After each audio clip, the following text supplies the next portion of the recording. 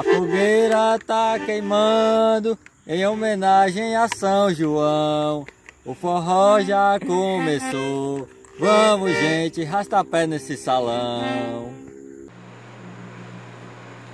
Ô de casa, dá licença que eu tô chegando. Hoje eu vou contar para vocês a história da fogueira de São João. Conta os povos antigos que Maria e Isabel eram muito amigas.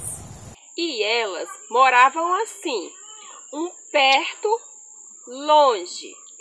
Perto porque dava para ver a casa uma da outra.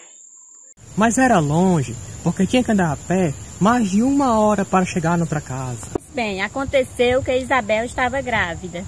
Sua barriga já estava grande, enorme, lá na frente. E Maria queria muito ajudar Isabel quando o neném nascesse. Então elas combinaram assim.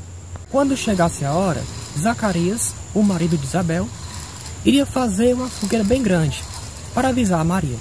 E foi assim que tudo sucedeu.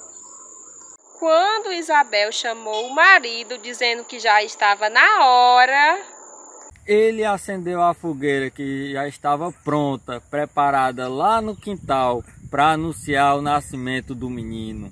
E recebeu o nome de João. Maria e José saíram correndo para a casa de Isabel e quando chegaram lá, Foram recebidos com uma enorme e colorida festa.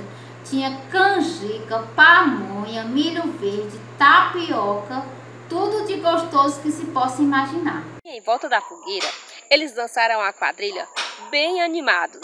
Sanfoneiro, puxa o forró!